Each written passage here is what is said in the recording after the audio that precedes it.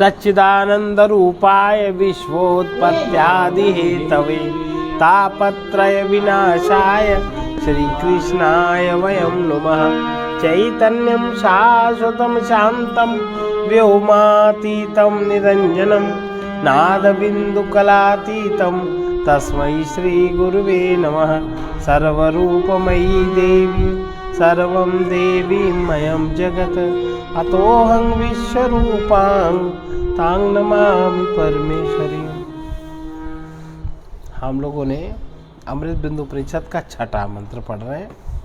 नैव चिन्त्यं न चाचिन्त्यं नैव चिन्त्यं न चाचिन्त्यं न चिन्त्यं चिन्त्यमेव तत् न चिन्त्यं चिन्त्यमेव तत् पक्षपात विनिर्मुक्तं पक्षपात विनिर्मुक्तं ब्रह्म सम्पद्यते तदा ब्रह्म सम्पद्यते तदा। नैव चिन्त्यं न चाचिन्त्यं नैव चिन्त्यं न चाचिन्त्यं न चिन्त्यं चिन्त्यमेव तत् न चिन्त्यं चिन्त्यमेव तत् पक्षपात विनिर्मुक्तं पक्षपात विनिर्मुक्तं ब्रह्म संपद्यते तदा।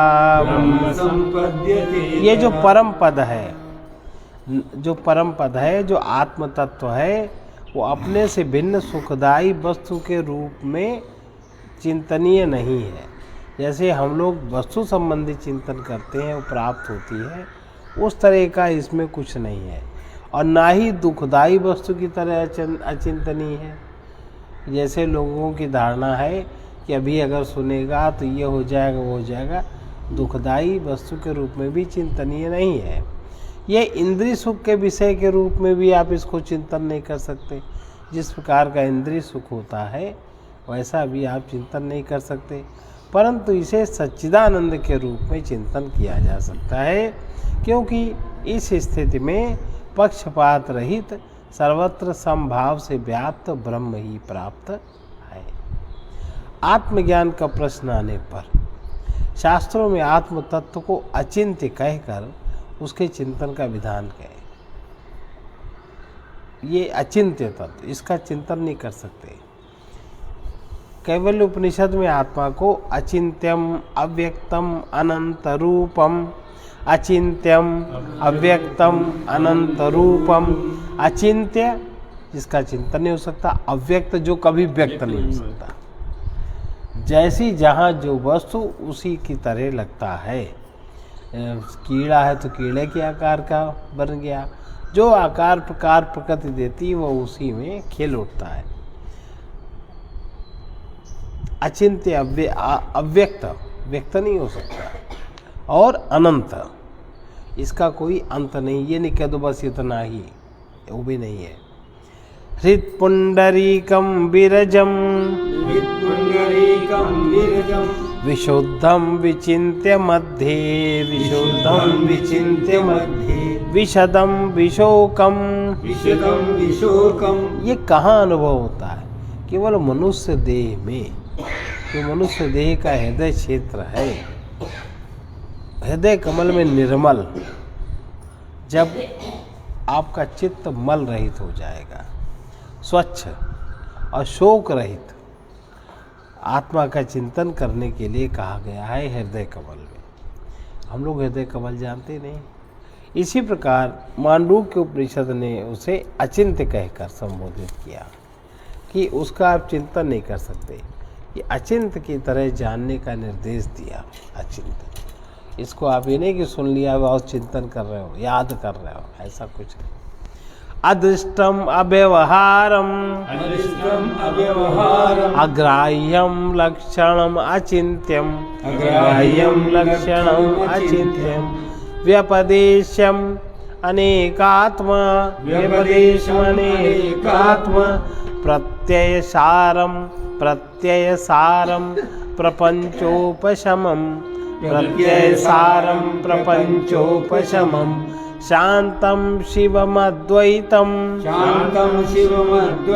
चतुर्थं मन्यते स आत्मा विज्ञेयः चतुर्थं मन्यते स आत्मा विज्ञेयः। जो देखा नहीं जा सकता, आँख से, किसी भी आँख से आप उसको देख नहीं सकते, और व्यवहार में नहीं आ सकता। व्यवहार जगत में वो चीज नहीं उतर सकती जो वाणी से भी नहीं कहा जा सकता। आप इसको बता भी नहीं सकते। क्या उपमा देंगे बताओ, क्या कहेंगे? एकमात्र और जिसका कोई लक्षण नहीं है, जो पकड़ने में नहीं आता, उसका कोई भी लक्षण नहीं है। पकड़ने में नहीं आता, जो चिंता करने में भी नहीं आता, आप उसको किसी प्रकार बता भी नहीं सकते हैं। एकमात्र आत्मसत्ता की प्रतीति ही जिसका प्रमाण है। आत्मसत्ता माने अपने होने का, हम हैं, ये प्रमाण एकमात्र है, और कोई दूसरी बात नहीं है। अद्वितीय तत्व यही आत्मा का चौथा पाद है। मनुष्य देह में जो चौथा स्तर है वही है आत्मा का। और ये आप आश्चर्य देखिए कि कितने बड़े बड़े विद्वान सब इस बात को समझते ही नहीं है। कहाँ समझते, ना देखते, ना अनुभव करते। अगर ये अनुभव हो जाए तो क्या बाहर की विकृतियां बचे? टेढ़े मेढ़े रूप बनाए, टेढ़े मेढ़े आकृति बनाए, लोगों को रिझाने फुसलाने के लिए क्या क्या कांड बनाए, है ना। घरों में अपनी सत्ताओं को अहंकार प्रकट करने के लिए क्या क्या रूप रचता घरों में, व्यवहार समाज में भी ये सब। तो अगर चीज़ समझ में आ जाए कि ये चौथा ये है हमारे पास, तो अपना हम वहीं बैठ के ना पैर से कहें नहीं। फिर से देखें, जो देखा नहीं जा सकता, जो व्यवहार में नहीं आ सकता, जो पकड़ने में भी नहीं आता, जिसका कोई लक्षण ही प्रकट नहीं है, जो चिंता करने में भी नहीं आता, आप उसको किसी प्रकार बता भी नहीं सकते। एकमात्र आत्मसत्ता की प्रतीति ही जिसका प्रमाण है। आत्मसत्ता की प्रतीति ही जिसका प्रमाण है, जिसमें प्रपंच का सर्वथा अभाव है। उसमें 5 चीजें कभी नहीं छू सकती, 5 तत्व उसमें नहीं आ सकते। ऐसा सर्वथा शांत शिव स्वरूप अद्वितीय तत्व आत्मा का चौथा पाद, वही आत्मा जानने योग्य है। अब इसके लिए कहीं जाना थोड़ी है, बताओ। लेकिन कहीं कोई समझ है, यही आत्मा जानने योग्य है, इसी को जानना चाहिए। श्रीमद् भगवद गीता में भी आत्मा को अचिंत्य कहा। क्या कहा? सर्वस्य धातारम अचिंत्यम, सर्वस्य धातारम अचिंत्यम, रूपम आदित्य वर्णम तमसा, रूपम आदित्य वर्णम तमसा, परस्तात वो सबको धारण करने वाला, वो जो तत्व है आत्मा का चौथा पाद है, सबको धारण। ये पहने कहीं है, पहने कहीं है, पहने सबको, सब उसी में, सबको धारण करने वाला है, चिंतन में ना आने वाला है। और उसका कलर क्या है? आदित्य वर्ण है। ये जो गेरुआ कपड़ा पहनता ना सन्यासी, इसलिए पहले के समय में जिसको ये ज्ञान हो जाता था, उसका ये प्रतीक चिन्ह था कि इस व्यक्ति से सावधान, इससे आप कोई उल्टा सीधा ऊट पटांग व्यवहार नहीं कर, क्योंकि इसके पास से जो रिएक्शन होगा उसको फिर कोई दुनिया में संभाल नहीं सकता। अगर इसके मन में कोई भाव आ जाए, कोई विचार आ जाए, तो वो तो सीधे के सीधे आदित्य वर्ण परमात्मा की ओर से होगा, तो उसका कोई भी समाप्ति का लक्षण नहीं है। इसलिए सावधानी के लिए गेरुआ कपड़ा था, तब गेरुआ कपड़ा पहना जाता था। आदित्य वर्ण उसकी अंतर की स्थिति का प्रतीक था। आजकल है आदित्य वर्णम वही है, गेरुआ कपड़ा ही वही तो कलर है। जब प्रातःकाल सूर्य बिल्कुल उदय होता है, जब उसमें गर्मी नहीं होती, वो आदित्य वर्ण है। उसको आदित्य कहते हैं। इस सूर्य को आदित्य नहीं कहते हैं। हाँ, बिल्कुल जब पहली पौ उसकी फटती है तो उसका वर्ण आदित्य वर्ण है। ये प्रतीक है कि इस स्तर को प्राप्त व्यक्ति इस रंग का वस्त्र धारण करे, उस लोगों के सावधानी के लिए। इसीलिए बाबा जी हैं प्रणाम आज भी करने का विधान है। बाबा जी हैं प्रणाम, कोई प्रतिक्रिया नहीं करता। ट्रेनों में टिकट फ्री हैं, लोग दान दक्षिणा भी देते हैं। तो अब वो हो चाहे ना हो, लेकिन गेरुआ कपड़ा है तो लगता है कि भजन वजन तो करता ही होगा। अब करते ही हैं भजन, ऐसा तो नहीं है, करते हैं अपने हिसाब से साधन। तो वो आदित्य वर्ण है, अज्ञान अंधकार से परे है। वहाँ किसी प्रकार का कोई अज्ञान नहीं, सब प्रकार का वहाँ ज्ञान है। उस आत्मा का स्मरण करने के लिए अभी तुम पा नहीं पाओगे, पर उसको स्मरण करने के लिए भगवान बार बार आग्रह करते हैं। भगवान कहते हैं 8वें अध्याय के 9वें श्लोक में, अनुस्मरेद्य, उसका स्मरण, जगत के जड़ पदार्थों का स्मरण न करो, उस आत्मा का स्मरण करो। भाई अभी नहीं जानते तो उसको याद तो करो कम से कम, और जिसको तुम याद करोगे उससे तुम्हारा संबंध बनेगा, फिर अपना काम खुद ही कर लेगा तुम्हारे पास।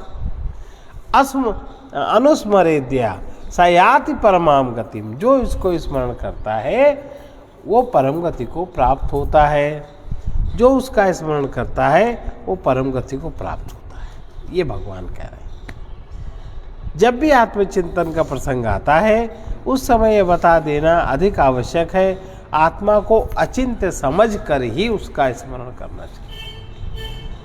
अब हम लोग पदार्थ के रूप में, भगवान को भी पदार्थ के रूप में, भगवान को भी मतलब उतना दिमाग में सहुरे ने, विज्ञान में कोई उसकी जागृति नहीं जो कुछ बात पल्ले पड़ सके। इसलिए यहाँ भी कहते हैं नैव चिंत्यम न चाचिंत्यम, आत्मा न चिंत्य है न अचिंत्य ही है। इसका रहस्य समझ लेना आवश्यक है। अचिंत्य का ये अर्थ नहीं है कि आत्मा ज्ञेय उसको जाना न जा सके। अचिंत्य का अर्थ है कि उसका ज्ञान असंभव है, बुद्धि में उसका ज्ञान आना असंभव है, और उसको आप उसी प्रकार का वर्णन कर सको, कुछ तो प्रतीक बता सकते हो, लेकिन पूरी तरह संभव नहीं है, असंभव है। उसका ज्ञान असंभव है, अथवा हमें उसके ज्ञान से निराश हो जाना चाहिए, नहीं हो जाना चाहिए। जितनी बड़ी बुद्धि उतने तो आएगा, तो उसमें पूरा करने के काहे को जिद करे जब थोड़े में ही काम चलता है। भाई पेन की रिफिल में कितनी स्याही होती, और स्याही तो बहुत है, हमें उससे क्या प्रयोजन। जितना में लिखने काम है उतनी 2 रुपये 3 रुपये में पड़ जाती है, अपना डाल लिया, अपना काम चलाया, इसके अलावा क्या लेना देना। इसका तात्पर्य केवल इतना ही है कि वो जगत की वस्तुओं की तरह चिंतनीय नहीं है। जैसे जगत की वस्तुओं का चिंतन करते हैं वैसा नहीं है। अचिंत्य का ये अर्थ नहीं है कि आत्मा ज्ञेय है, उसका ज्ञान असंभव है, अथवा हमें उसके ज्ञान से निराश हो जाना चाहिए कि हम उसका पूर्ण ज्ञान प्राप्त कर लेंगे, ऐसी आशा नहीं करनी चाहिए। उसका तात्पर्य केवल इतना है कि वो जगत की वस्तुओं की तरह चिंतनीय नहीं। जैसे आप जगत की वस्तुएं प्राप्त करते हो, सुरक्षा संरक्षण करते हो, वैसा वो चिंतनीय नहीं है। जगत की वस्तुओं को हम इंद्रियों से जानते हैं, उसका रूप माने उसका जो अन्नमय जो उसका क्षेत्र है वो भी हम जानते हैं। वो हमारे मन में वृत्ति रूप में है, बाहर जो बड़ा आकार है मन में छोटा वृत्ति रूप में है। जो बाहर में अन्नमय क्षेत्र दिखता है वो हमारा मनोमय जगत में वृत्ति रूप में है, और वही विज्ञानमय जगत में ज्ञान रूप में है, बिंदु रूप में है। तो और उसके ऊपर जाओ तो नाद रूप में है तो व्यक्तिकरण की प्रक्रिया। इसलिए नाद बिंदु कलातीतम तस्मै श्री गुरुवे, ये सब प्राकृतिक क्षेत्र है। महत में वो बिंदु के रूप में है। इसलिए जगत की वस्तुओं को हम इंद्रियों से जानते हैं, उनका रूप हमारे मन में वृत्ति रूप धारण करता है, और फिर चेतना से प्रकाशित होकर वो हमारे ज्ञान का विषय बनता है। आत्मा के विषय में ऐसा ज्ञान होना संभव नहीं है, क्योंकि जगत की अन्य वस्तुओं की तरह वो हमसे कोई भिन्न वस्तु नहीं है। और निर्विशेष अनंत आत्मा की वृत्ति मन में बन भी नहीं सकती। वृत्ति तो उसी की बनती है जो हमारे चित्त में स्टोर है। चित्त की वृत्ति जब जागृत होती है तो वो मन में आके कामना के रूप में काम करता है। तो उसको देखा सुना तो है, देखा ही नहीं जा सकता। और निर्विशेष अनंत आत्मा की वृत्ति मन में भी नहीं बन सकती। ऐसी स्थिति में आत्मा का चिंतन कैसे किया जाएगा? उसका चिंतन किए बिना हम उसे कैसे जानेंगे? क्योंकि सांसारिक ज्ञान का यही एक परिमाप है। इसलिए शास्त्र आत्मा के चिंतन का भी निर्देश देते हैं। वे बार बार कहते हैं कि आत्मा का चिंतन करो, माने उसका स्मरण करो और उसका जो तत्व है उसको चित्त में धारण करो, वो चिंतन। अभी जो चित्त में पदार्थ की का बीज धारण है उसका धारण करो, उसे अपने हृदय में खोजो और वहीं उसे जानो। कहीं बाहर खोजने का आवश्यकता नहीं है। ये कार्य कैसे करना चाहिए इसको बता रहे हैं। इसका उल्लेख पिछले श्लोकों में संक्षेप में किया है। अपने मन को अपने हृदय में रोक कर रखने का अभ्यास करना चाहिए। वहाँ उसे निर्वृत्त होकर वृत्ति रहित, मन हमारा वृत्ति रहित हो जाए। इस प्रकार मन का अध्यात्म तत्व में लीन हो जाना आत्मचिंतन है। इसको आत्मचिंतन कहते हैं। इसके अतिरिक्त न चिंत्यम चिंत्यमेव तत्, वो जो आत्मा है, वो जो तत् है, न चिंत्य है ना ही वो अचिंत्य है। क्योंकि चिंतन करना सुने हुए देखे हुए को मन मनन करता है, उसके बाद चित्त उसका चिंतन करता है। इसकी दो अवस्थाएं हो सकती हैं।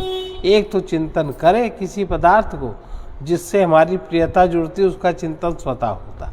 जिससे प्रियता नहीं जुड़ती उसको बार बार हमें स्मरण करना पड़ता। जैसे पढ़ाई लिखाई में जब सब्जेक्ट का जब परीक्षा होती है तो एक ही वाक्य शब्द को बार बार दोहराना पड़ता कि उससे लगाव तो है नहीं जो याद हो जाए। उसको याद करने में कितनी मेहनत लगती और फिर भी उसका चिंतन नहीं बन पाता। चिंतन तभी बनेगा जब वो स्मरण के साथ वो स्टोर हो जाएगा। इसके बाद चिंतन बन नहीं सकता। घंटा भर भी याद रह जाए तो दो चार अक्षर उमर लिख पाओ, पूरा क्या लिख पाते। हर सब्जेक्ट के साथ यही स्थिति है। तो उसकी दो अवस्थाएं हो सकती हैं कि चिंतन करें या न करें। ये दोनों अवस्थाएं दो विपरीत पक्ष हैं। एक पक्ष से दूसरे पक्ष की ओर जाना मन का स्वभाव है। जब तक मन में स्फुरना रहती है तब तक किसी वस्तु का चिंतन या अचिंतन अवश्य होता है। स्फुरन अगर मन में हो रहा है तो कुछ न कुछ चिंतन हो रहा है। मन फुरना से रहित कर, किसी महात्मा ने कहा है, मन फुरना से रहित कर जाही विधि से होए, चाहे ज्ञान चाहे ध्यान धर और चाहे योग से खोए। पर मन फुरना से रहित होना चाहिए। जब तक स्फुरना रहती है तब तक किसी वस्तु का चिंतन या चिंतन अवश्य होता है। कोई भी अपने अनुभव में इसे देख सकता है। यदि मन बुद्धि से आत्मा का चिंतन होता है तो यह आत्मा का बौद्धिक ज्ञान अर्थात परोक्ष ज्ञान ही है। आत्मा का भी अनुभव नहीं है। अभी आप चौथे स्तर पे नहीं गए और उसके लिए मानसिक चिंतन और चिंतन दोनों छोड़ना होगा। अनुभव के लिए मन जब अमन होगा, मन की स्फुरना समाप्त होने पर ही हम अपने पक्षपात विनिर्मुक्तम, जो हमारा स्वरूप पक्षपात से रहित है, चिंतन और अचिंतन इन मन के दोनों पक्षों से मुक्त, तब वो समझ में आएगा। इसी के साथ आत्मा अनात्मा, मैं पर, ज्ञान ज्ञान के भेद समाप्त हो जाते हैं। इस अवस्था को ही ब्रह्म संपद्यते तदा, तब ब्रह्म भाव की प्राप्ति हो जाती है। मतलब जैसे अभी हमें मनोभाव की प्राप्ति है, कौन सी मेहनत करी, मन फटाफट काम करता है कि मन ही तो काम कर फटाफट, बिना सोचे बिना समझे, तुरंत माना तुरंत। और उस माने हुए पर बुद्धि जितनी थोड़ी ज़्यादा है उतने विचार होता है कि नहीं, ये हमारा लाभ है, इसमें लाभ है, इसमें लाभ, क्या करना पड़ता। इसी प्रकार से ब्रह्म संपद्यते तदा, जब ब्रह्म भाव की प्राप्ति होती है तो उसमें उसका स्मरण होने लगता है। सब में तो बाकी ये तो सब छिलका है, आकार प्रकार सब छूट जाता है। जो तत्व है उससे अपने आप को हम भर लेते हैं। ये है। आत्मा का परोक्ष बोध ही ब्रह्म भाव है। अब प्रश्न ये है कि मन अमन कैसे हो, जो पक्षपात विनिर्मुक्त बनाने की प्रक्रिया क्या है। पक्षपात विनिर्मुक्त कैसे? पक्षपात विनिर्मुक्तम ब्रह्म संपद्यते तदा। पक्षपात विनिर्मुक्त चिंतन और अचिंतन, मन इन दोनों पक्षों से मुक्त कैसे हो। इसी के साथ आत्मा अनात्मा, मैं पर, ज्ञान अज्ञान, ये जो द्वैत है ये सब समाप्त हो जाता है। अब अगला श्लोक है, थोड़ा सा पढ़ेंगे बस। ये कैसे प्राप्त होगा, इसके लिए साधना बता रहे। स्वरेण संधयेद्योगम अस्वरम भावयेत परम, अस्वरम भावयेत परम, अस्वरेणानुभावेन भावो वा भावयिष्यते, भावो वा भावयिष्यते। स्वरेण संधयेद्योगम स्वरम भावयेत परम, अस्वरेणानुभावेन भावो वा भावयिष्यते, भावो वा भावयिष्यते। पहला साधन यह है कि विधि पूर्वक ओंकार की एक एक मात्रा का पूरा ज्ञान समझ ले, उसका चिंतन करें।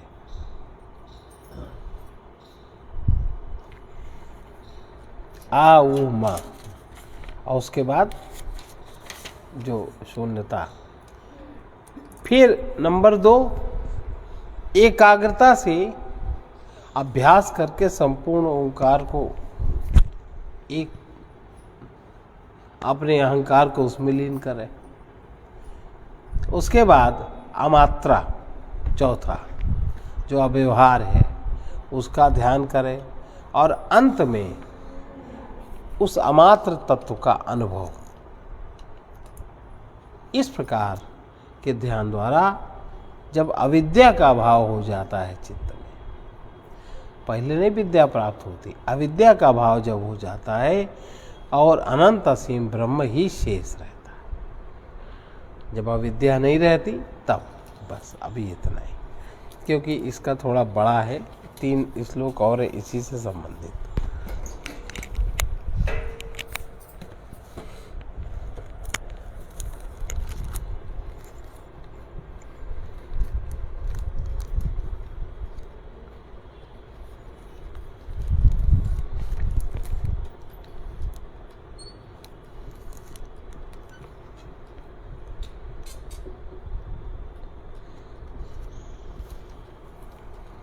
कृपा प्रभु की है अहंकार देख लेते हम, कृपा प्रभु की है अहंकार देख लेते हम। अब अहंकार कब दिखता है?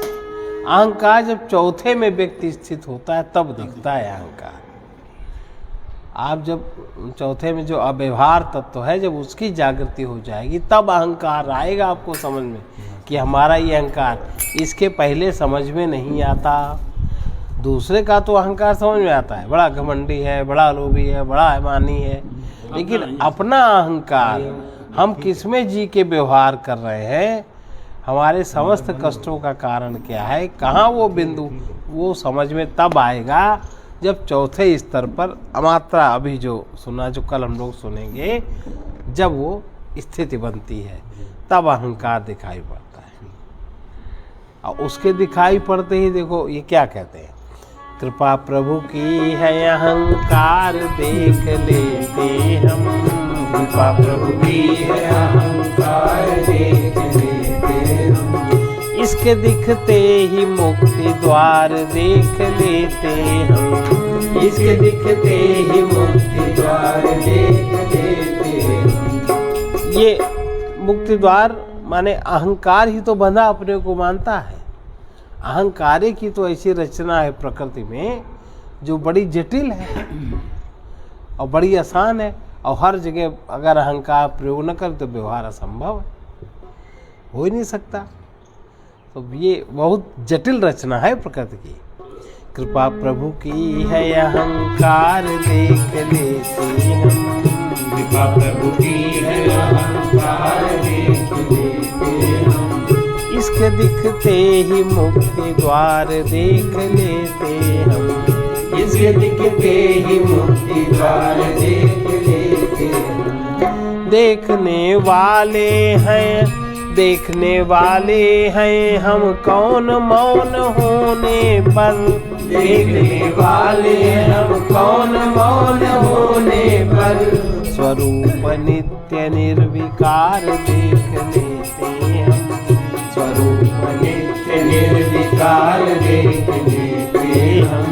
इसके दिखते ही मुक्ति द्वार देख लेते हम। इसके दिखते ही मुक्ति द्वार देख लेते हम। ये अहंकार को देखने वाला जो कौन है, अहंकार को देखने वाला कौन है? जब पूर्ण मौन हो जाता है, जब पूर्ण मौन, अनंत शांति, तब समझ में आता है कि अहंकार को कौन देख रहा है। ऐसा क्या है जो अहंकार के भी पार है? वही कह रहे हैं, देखने वाले हैं हम कौन मौन होने पर। देखने वाले हैं हम कौन मौन होने पर। स्वरूप नित्य निर्विकार देख लेते हम। स्वरूप नित्य निर्विकार देख लेते हम। इसके दिखते ही मुक्ति द्वार देख लेते हम। इसके दिखते ही मुक्ति द्वार देख लेते हम। और क्या दिखाई पड़ता है जब देखने चलता कोई? तो क्या दिखता है? मन के माने हुए बंधन है, सभी सुख दुख है। मन के माने हुए बंधन है, सभी सुख दुख है। मोह के हटते ही, मोह के मिटते ही उद्धार देख लेते हम। मोह के मिटते ही उद्धार देख लेते हम। कृपा प्रभु की है अहंकार देख लेते हम। कृपा प्रभु की है अहंकार देख लेते हम। किसी भी वस्तु से ममता तभी मिटती है जब।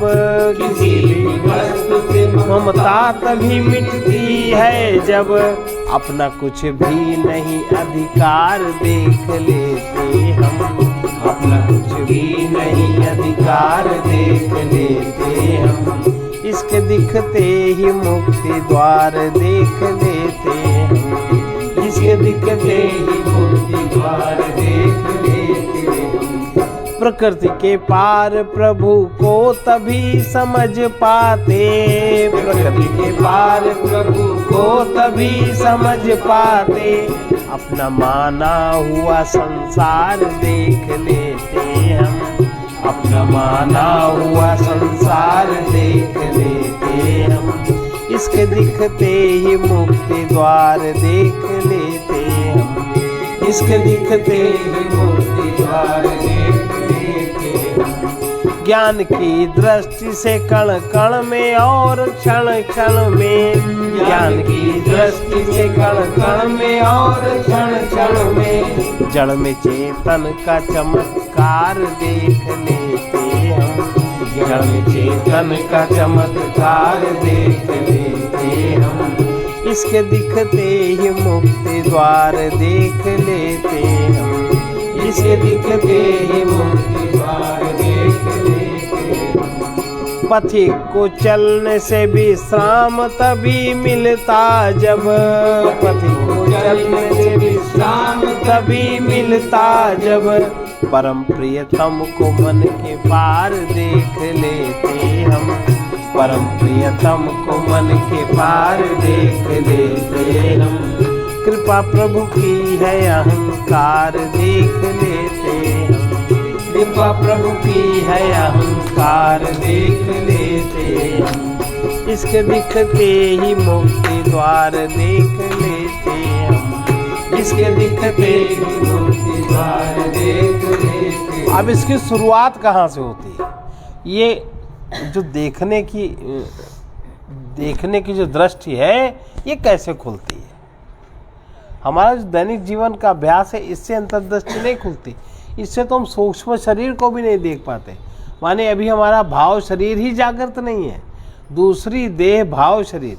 जब भाव शरीर में जागृत होता है प्राणी, तब उसको सूक्ष्म शरीर के दर्शन होने लगते हैं, तो उसको दिखाई देने लगता है। तो अभी तो वही चीज़ नहीं है। अभी तो इस शरीर की दृष्टि भी, ये आंखें भी नहीं साफ देख पा अभी तो भाव की ही सत्ता पूर्ण नहीं हुई, भाव की जागृति नहीं। कब होता है? जब दया, उदारता, क्षमा, सहनशीलता, प्रीति, विवेक, जब दैवी वृत्तियों की जीवन में प्रधानता होती है। जब दैवी वृत्तियों की जीवन में प्रधानता होती है, ईर्ष्या, द्वेष, कलह, क्रोध, निंदा, घृणा, लोभ, मोह आदि वृत्तियां जब क्षीण होने लगती, क्षीण हो जाती है, तब वो देखने की दृष्टि खुलती है। परमात्मा अपने ज्ञान स्वरूप से सबके एकमात्र परम गुरु हैं, ऐसा सबको स्वीकार करना चाहिए।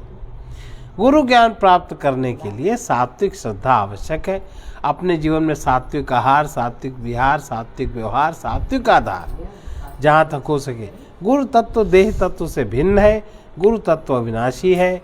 गुरु तत्व नाद, बिंदु, कला से अलग है, प्रकृति के तत्वों से अलग है, और देह विनाशी है। इस बात को समझ करके अगर कोई यात्रा करना शुरू करता है तो कहीं वो भटकता नहीं। और अगर इस बात को न समझे, अगर लग गए, तो दुनिया में सब भटकाने अटकाने वाले हैं। सर्वे भवन्तु सुखिनः, सर्वे सन्तु निरामयाः, सर्वे भद्राणि पश्यन्तु, मा कश्चित् दुःखभाग् भवेत्। कृष्णाय वासुदेवाय हरे परमात्मने प्रणतक्लेशनाशाय गोविन्दाय नमो नमः।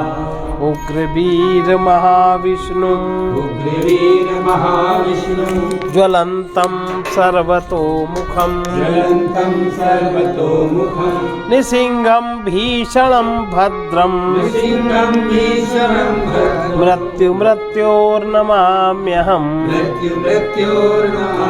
ॐ ह्रौं जूं सः ॐ भूर्भुवः स्वः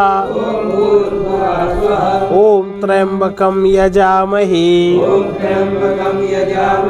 सुगंधिं पुष्टिवर्धनम्। उर्वारुकमिव बन्धनात्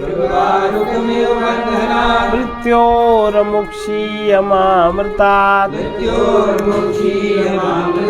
ॐ स्वः ॐ भुवः भुः ॐ सः जुं ह्रौं